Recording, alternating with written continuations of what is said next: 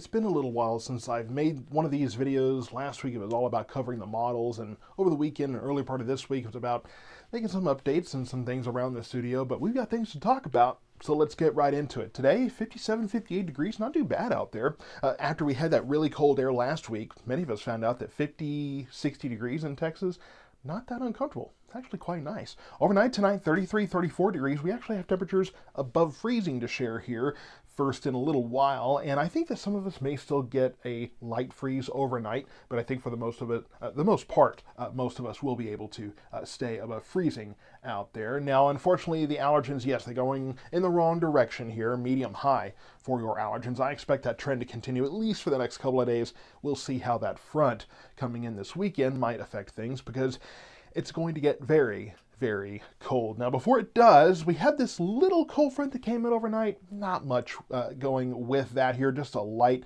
wind shift, and then we will have high pressure filtering in that will allow us to warm up over the next couple of days. Now, Southern California, I'm sure you've heard at least something about the fires going on out there, and I had someone ask the other day, what is fueling all this? What is the weather pattern? Well, you can see it here. High pressure is clockwise air, so that's pushing east.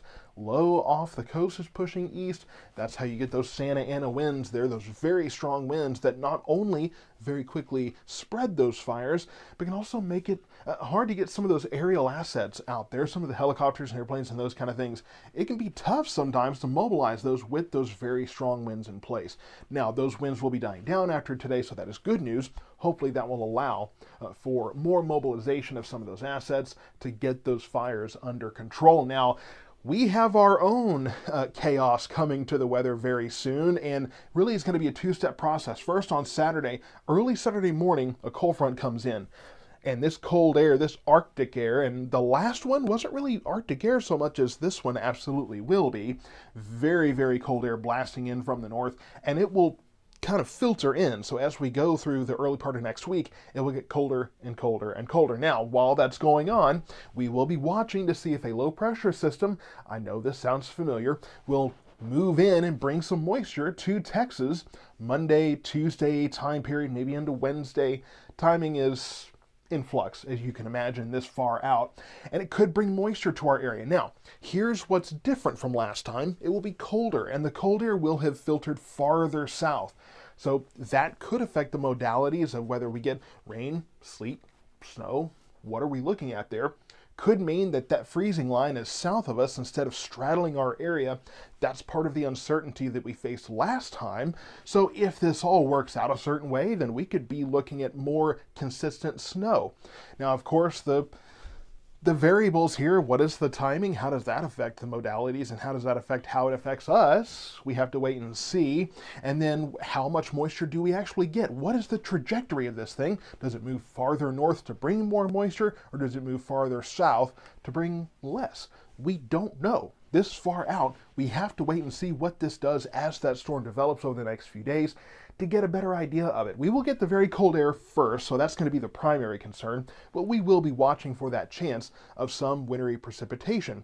So this far out, I know there's been plenty of you who have said, why are we talking about this now? It's way too far away.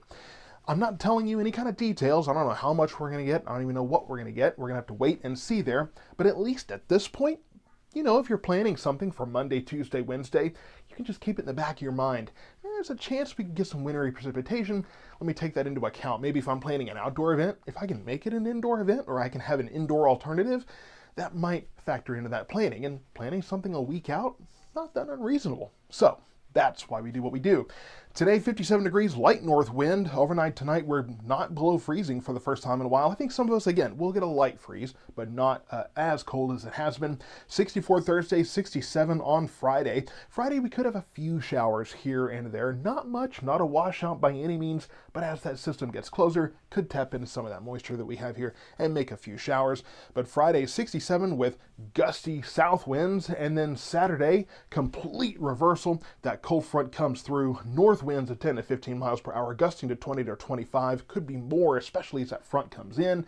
47 degrees for your high. That might be ambitious. That may continue to filter downward, and you can see, if I get out of the way here, that the rest of the forecast, the temperature goes down as the Arctic air continues to filter in. We have more clouds moving in as well. Monday, Tuesday, if that low pressure system does indeed come through, decent likelihood at this point that it will, we will at least get more clouds that will help us cool down, and temperatures drop here. Now, as we've talked about, when you have clouds overnight, that can help you stay warmer, not as cold, because that daytime heating doesn't lift away. So that could affect our low temperatures here.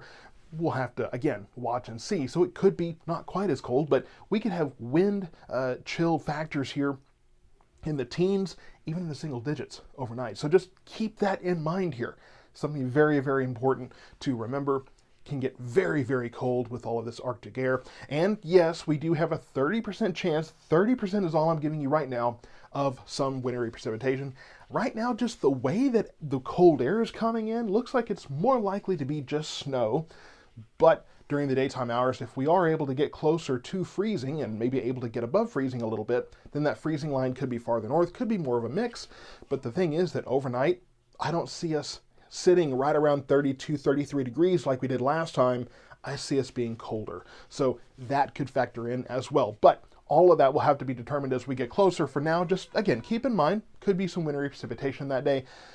We will be warm, at least mild, before then. So if you have anything outside you need to do it Wednesday, Thursday, or Friday, because Saturday things change, and by Monday, Tuesday could be some precipitation falling from the sky. So stay tuned to South Metro Weather. We'll keep you updated, and yes, as we get closer, we go through the weekend, starting next week, then we should get a better idea of what kind of wintry precipitation we might be looking at early to mid of next week.